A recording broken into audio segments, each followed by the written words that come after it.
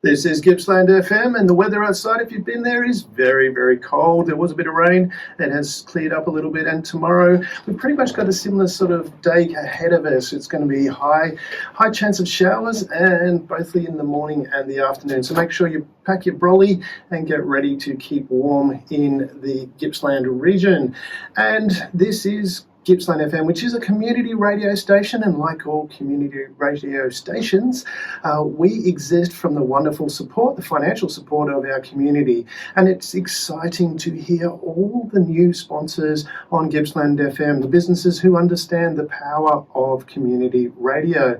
And that's because listeners of community radio are very passionate about their community. And not only that, they're extremely loyal. They support their community radio station and the sponsors. And for example of that, one of our sponsors is Lloyd Street Tire and Auto, and I needed a new set of boots for my car recently. And on Monday, I took it in to see Brendan and his crew, and they put a new set of tires on it, give it great support, great service.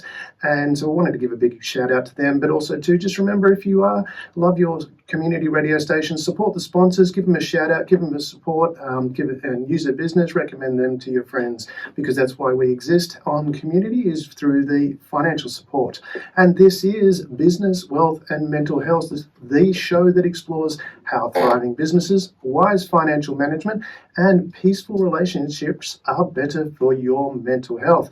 And today I have Pascal on the show. Pascal, pleasure to have you. Pascal is from Sumo Skate in Mowie. Pascal, how are you today? Very well, thank you. Thank you for having me in the studio. It's a pleasure to have you. Just give that again, because I missed the cue on the mic. Oh, it's a shout out. Sorry. Good afternoon. Thank you very much for having me here. It's a pleasure. Now, let's step back in time, and I did preempt this question because I got stuck last week with a young guy who didn't understand it. But let's step into that Wayback Machine, the silver DeLorean. Can you jump in there, hit 88 miles an hour, travel back to when you first started your business? What was the motivation that was driving you to do that? Well, I was, at the time I wasn't working, and I was looking for something, to do for myself. And I've always had an interest in skating, and I seen the development of the skate park and precinct around it in Mowie, and thought that, a good skate shop would be a perfect addition to the skate park.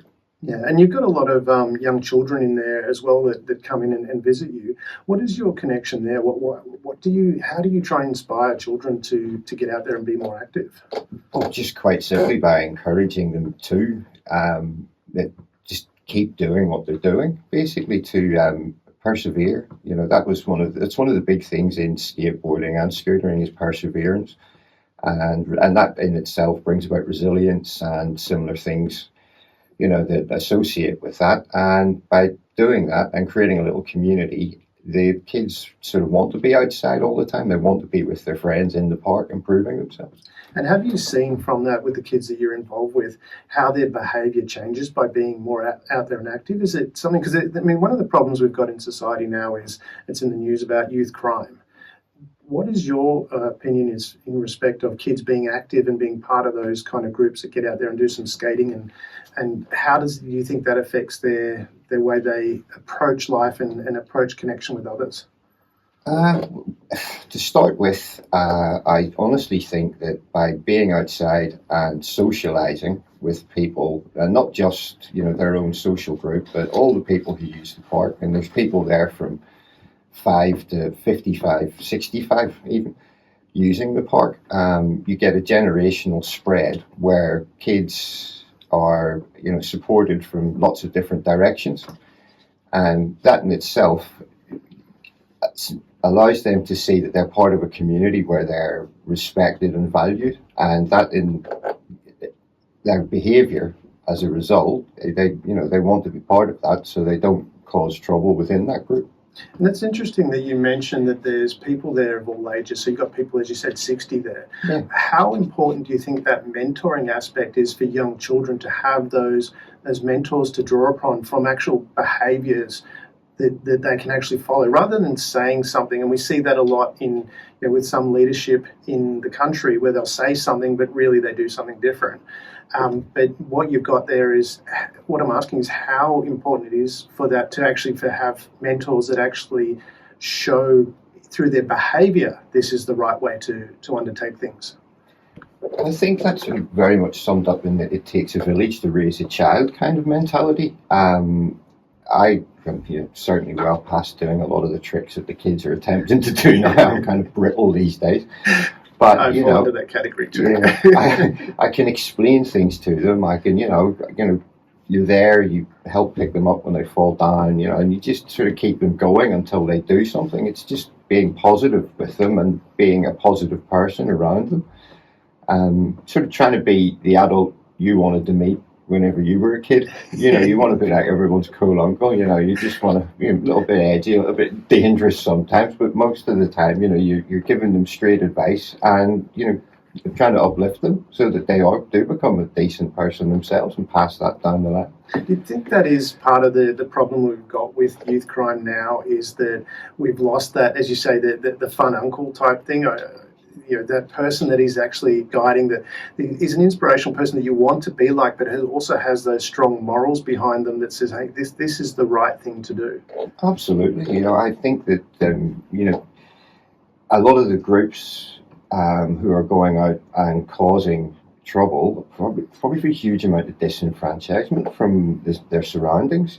They don't feel like they're part of a community. They're being pushed to the side. They're constantly being told they're doing things wrong, they don't fit in for whatever reason. Instead of encouraging them and trying to find something they're good at and pushing them towards, improving themselves, they're just going to become a self-fulfilling prophecy where they continue just to do worse and worse things until eventually they end up in the legal system, which is, that's the beginning of the end, really. And it's really difficult to get out of that cycle once they're in there, isn't it? Absolutely. That's a cycle that really, once they get into it, enormously difficult, because they will spread what they're doing from maybe just antisocial behaviour into other areas, and it's going to lead to all sorts of other health issues, mental health issues, drug issues. The list's huge. How much of that do you think is a crying out for attention? Because, and we know that through psychological research, that children need that. We all, as we're a community species, and that's why community radio station is so good. So support your community radio. But with children as well, and I've noticed that in my own experience with dealing with children and in the groups that I've been with, that there are many children that they're just crying out for attention, and if they're not getting positive attention, they'll do things in a way that just gives them attention. How much do you think that is a contributor to the youth crime that we've got today? I'd say it's a huge part of it. They get validation from their own group, and now with social media they can get validation. They can go viral for doing something ridiculous. Yeah. And the idea that you would screw your life up for 10,000 likes is just outrageous, really. But that's just the mentality, and like you say, it's the lack of maybe some positive interaction in their life that is causing them to seek any form of attention, good, bad, indifferent. They just crave the attention that, like you say, we all, to a certain degree, do want it. We want that attention, yeah, exactly. And do you think we could actually, it would be good to have more type community groups and community activities for kids to get involved with? Absolutely. Anything that opens a door for them into any sort of sporting activity, or, some people just maybe aren't sporty, but, there's so many other groups that they could be, into and learning about. And, some people, maybe even if you do think you are a bit of a handyman on the streets, go down to your local kickboxing or boxing gym, and you suddenly realise that there's a little scrawny kid that's going to teach you a very important life lesson. And there's lots of that out there. You need to go and burn off some of that energy. And teenage boys are just an absolute, they're a handful. I've got one, I know. But if he's happy to go to the park as all day, every day.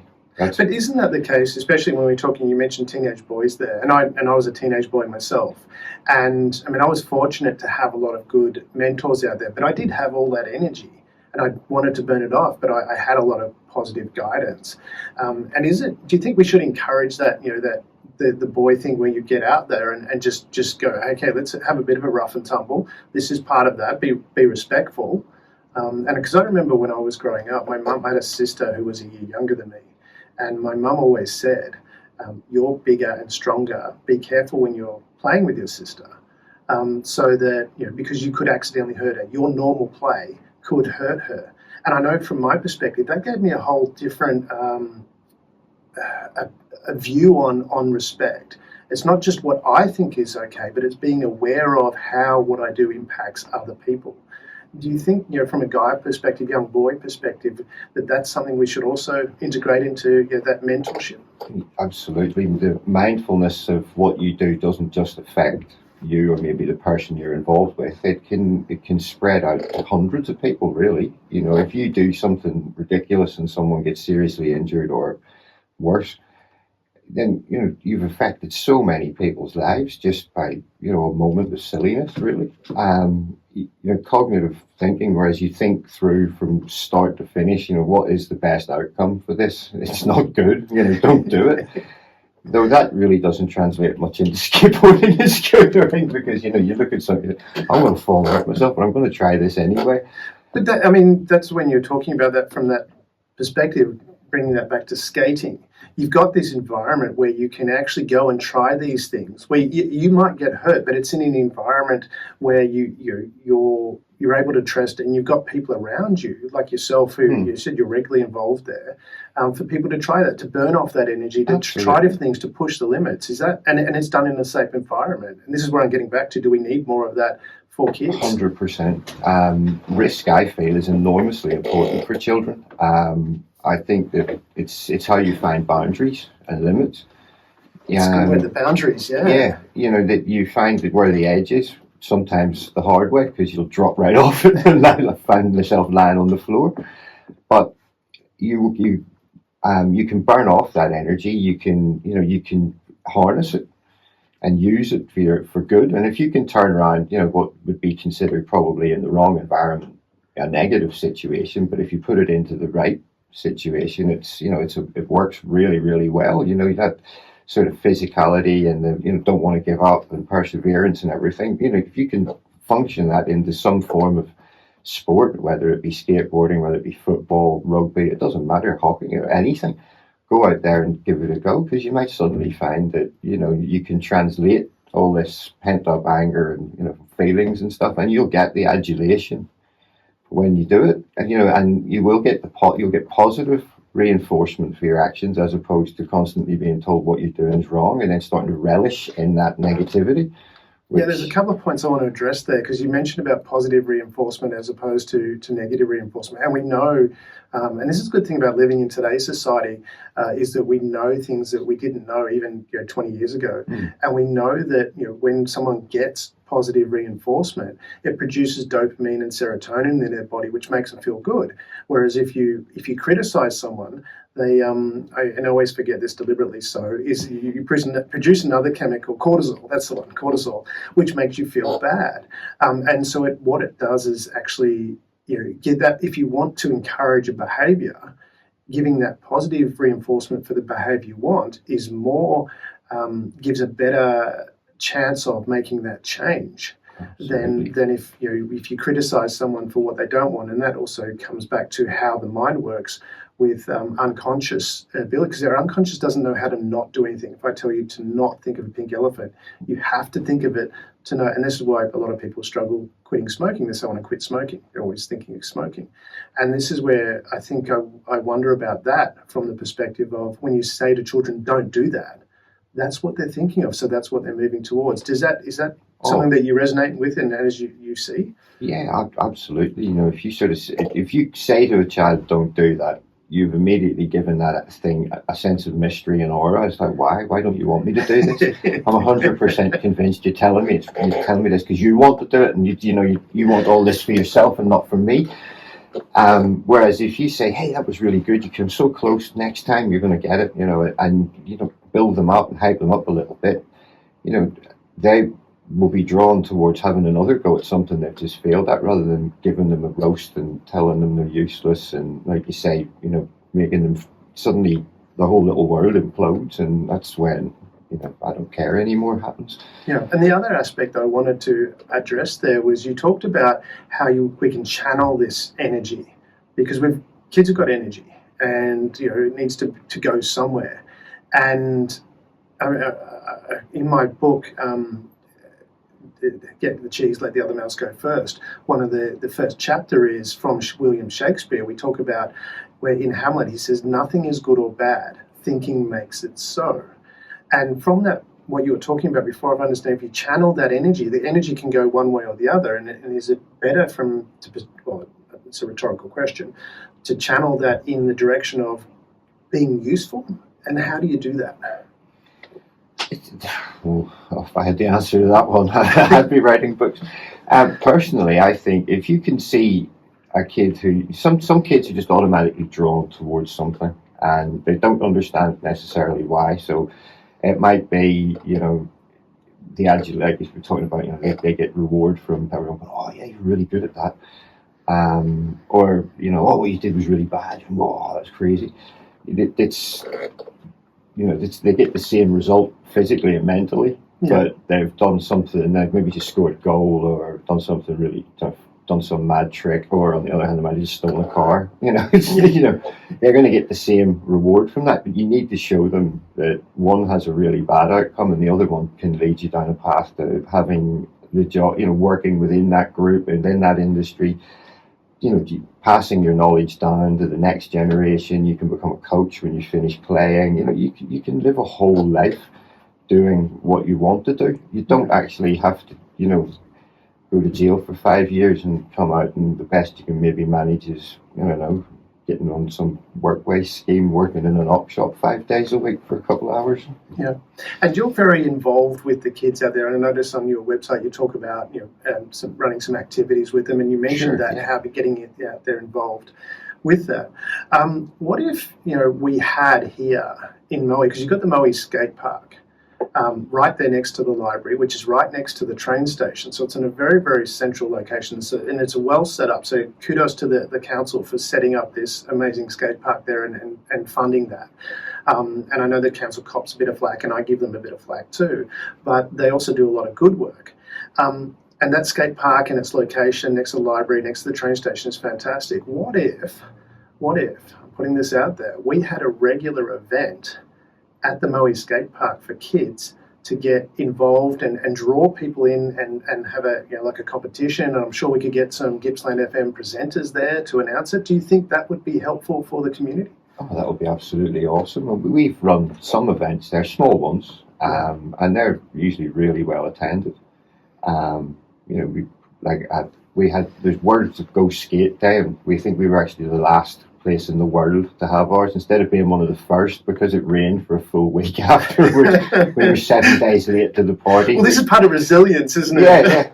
I just said to the kids, look, it's going to happen, but, you know, obviously I can't control the weather. Unfortunately, it will be sunny every day. But having events at the park is great because it builds a sense of community. It gets all the kids down. It shows people that, you know, what happens at skate parks. It's not 1981 anymore. You know, it's not some really bad, you know, B movie where, you know, all these punks around sniffing glue and drinking beer. You know, it's not, that era is so far in the background now. Yeah. Granted, it was a bit like that when I was young, but we didn't have skate parks. We had car parks. Yeah, well, there's that too. But yeah, having events, it builds a huge, you know, it gives the kids something to focus on. It gives something back to them. You know, they put a lot of time and effort into learning these things. I mean, you know, just to do one trick can take a kid maybe 3 months to learn. Yeah. And, you know, that same kid, I guarantee you, wouldn't spend 3 months writing an essay.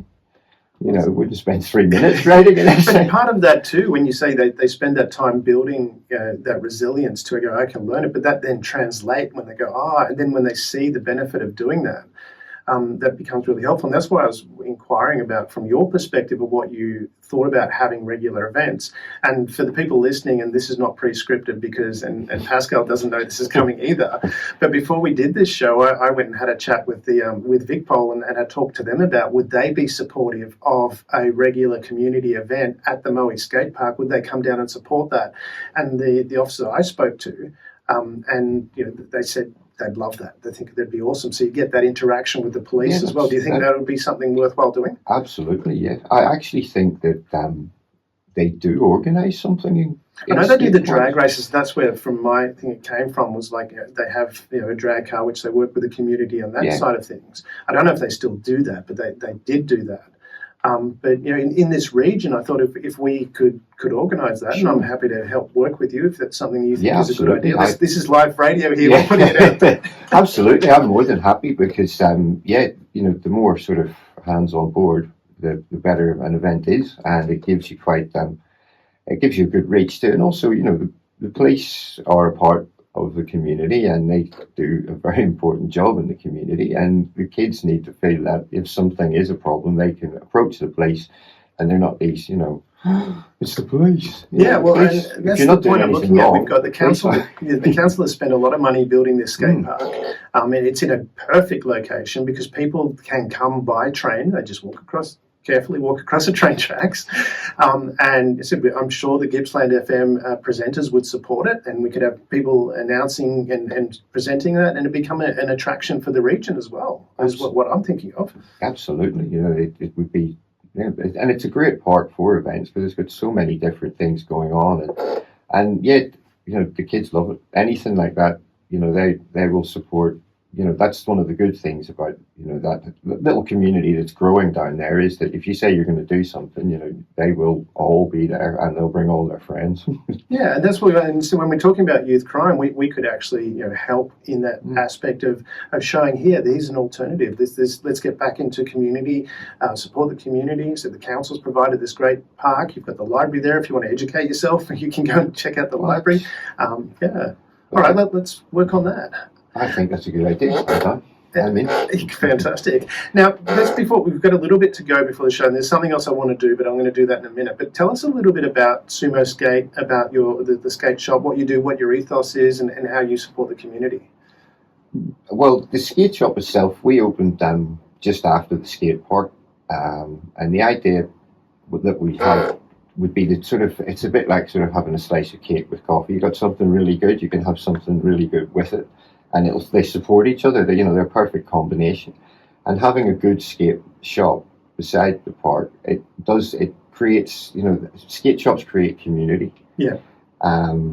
Because they become a little hub where, if it starts raining in the park, the kids all flood in the shop. And they come in every day and I'm going to get this and I'm going to buy that. And, and some people would chase them out of the shop. But I don't, because I know sooner or later they will come a birthday or Christmas or whatever, they'll be back in the shop.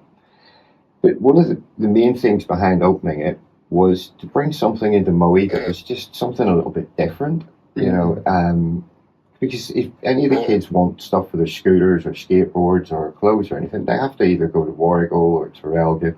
They've got to go online, they've got to wait for stuff. And there's no reason why Mowie can't have nice things. It's a nice place. Mowie's a fantastic city. It's got so many wonderful things here. Yeah. And I love what you're doing. The skate shop is so beautifully set up. There's so much stuff there. It's fantastic. The service is wonderful.